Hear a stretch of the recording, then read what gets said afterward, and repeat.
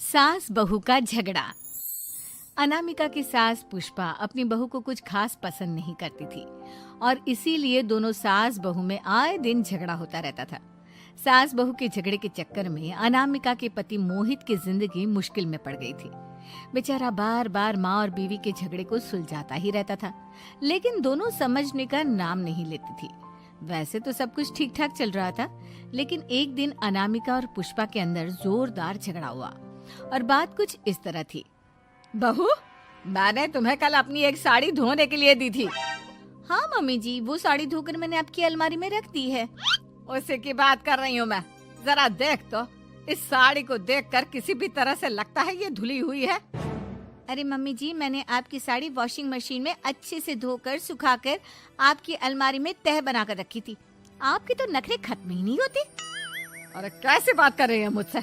मेरे नखरे? अरे मोहित, जरा ये देख तो, ये साड़ी धुली हुई लग रही है क्या? अरे मम्मी, जब अनामिका कह रही है कि उसने साड़ी धोई थी तो मान लो ना। हर बात पर झगड़ा करना जरूरी है क्या? क्या है ना मोहित, तुम्हारी माँ को तो मेरे हर काम में नुस्ख निकालने की आदत पड़ गई है। जब तक दो चार खरी खोटी सुना नहीं लेती ना, इनका दिन नहीं निकलता। अरे चुप कर, बहू होकर मुझे जवाब देती हो। एक तो गंदे कपड़े उठाकर अलमारी में रख दिए, ऊपर से कैंची की तरह कचर कचर बोली जा रही हो। अरे मम्मी जी, आपको समझ में नहीं आता क्या? मैंने साड़ी धो कर रखी थी। तो फिर इतनी गंदी क्यों लग रही है? अब मुझे क्या पता मम्मी जी, आप इस पर इस तरह तेल और घी की चिकनाई के दाग लगाकर लाएंगी तो ये मेरी जिम्मेदारी थोड़ी ना है। अरे तो हाथ से धोना चाहिए था ना। मैं आपकी बहू हूँ, नौकरानी नहीं जो एक कपड़ा रगड़ रगड़ कर हाथ से धो दूंगी। आपको पहननी है तो पहनिए, नहीं तो रख दीजिए। तुझे तो मैं अच्छी तरह बताऊंगी, मुझे जवाब देती है।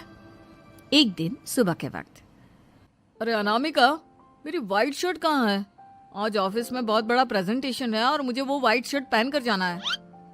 मुझे पता है, आपने मुझे 2 दिन पहले ही बता दिया था और आपकी शर्ट मैंने धोकर अच्छी तरह आयरन करके अलमारी में लगा दी है। जाइए वहां से ले लीजिए। अनामिका, ये तुमने क्या किया? ये देखो, शर्ट पर लिपस्टिक का दाग लगा हुआ है और ये तो एक जगह से जल भी गई है। नहीं नहीं मोहित, ऐसा नहीं हो सकता। मैंने तो तुम्हारी शर्ट ठीक से इस्त्री करके अलमारी में लगाई थी। तो फिर ये जल कैसे गई अपने आप? अलमारी में लटके लटके थोड़ी ना जल जाएगी। पर मोहित, मुझे अच्छी तरह याद है। देखो, अपनी गलती को छुपाने की कोशिश मत करो। और अगर शर्ट जल भी गई थी तो तुम्हें पहले बताना चाहिए था ना। मैं नई शर्ट लेकर आ जाता। अब ऐन वक्त पर शर्ट कहाँ से लेकर आऊं? मेरा इतना इम्पोर्टेंट प्रेजेंटेशन था, सब खराब हो जाएगा।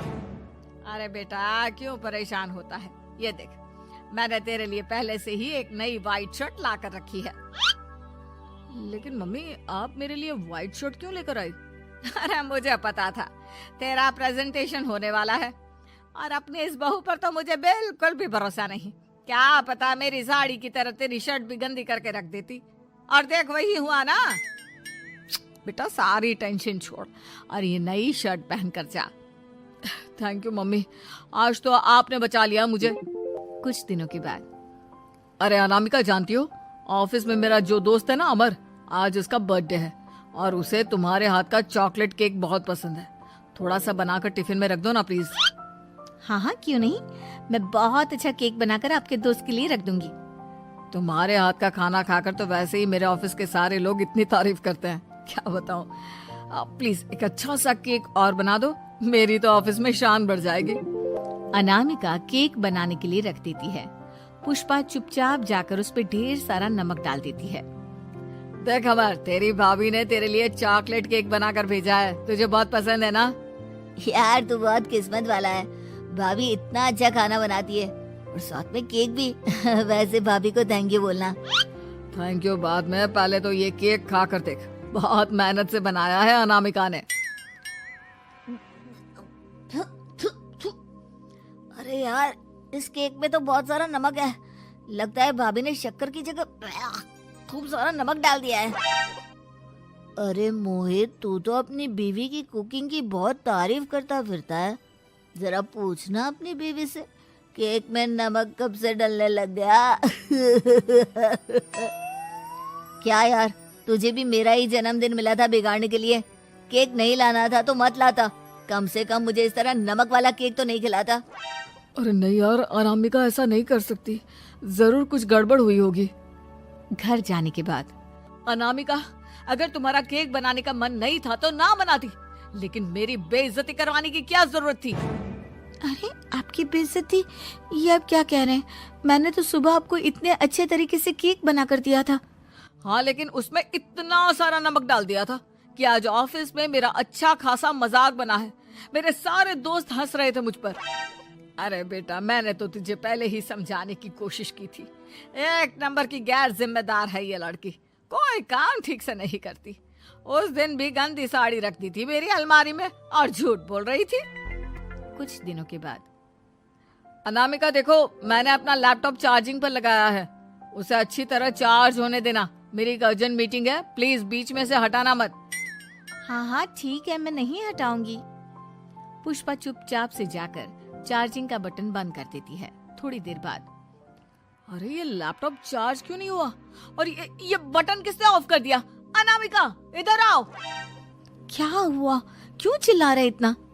अनामिका, मैंने तुमसे कहा था ना, मेरा लैपटॉप चार्जिंग पर लगा हुआ है, मेरी अर्जेंट मीटिंग है। तुमने इसका स्विच ऑफ क्यों कर दिया? अरे मैंने ऐसा कुछ नहीं किया, मैं क्यों स्विच ऑफ करूंगी?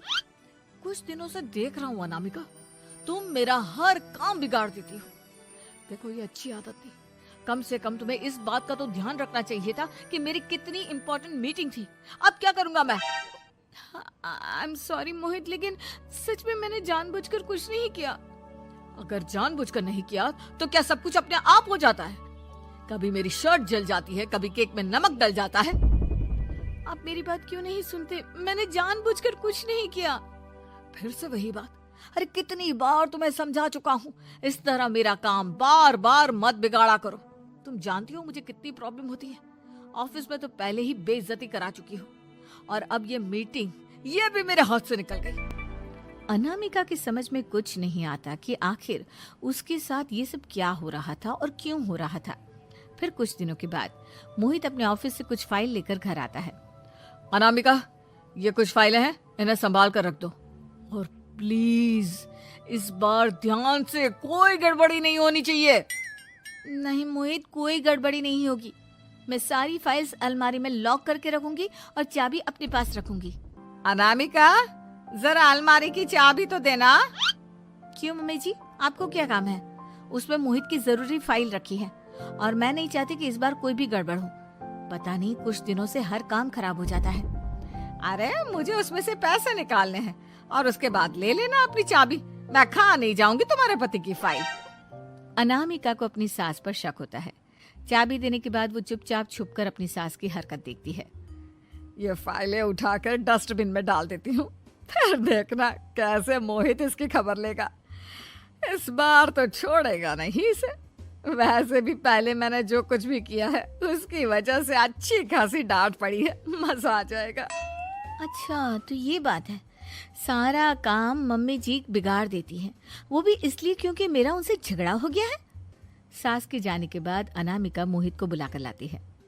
क्या हुआ अनामिका, क्या दिखाना है? ये देखिए, आपकी फाइल डस्टबिन में पड़ी हुई है। इसीलिए तो कहा था संभाल कर रखना, और तुमने उठाकर ये फाइल डस्टबिन में डाल दी। मैंने नहीं, तुम्हारी मम्मी ने डाली है, मुझसे बदला लेने के लिए, ताकि तुम मुझे डांटो। और अगर मैंने डाली होती तो मैं तुम्हें दिखाने के लिए बुलाकर तो नहीं लाती ना। सही कह रही हो, मैं अभी मम्मी से जाकर बात करता हूँ।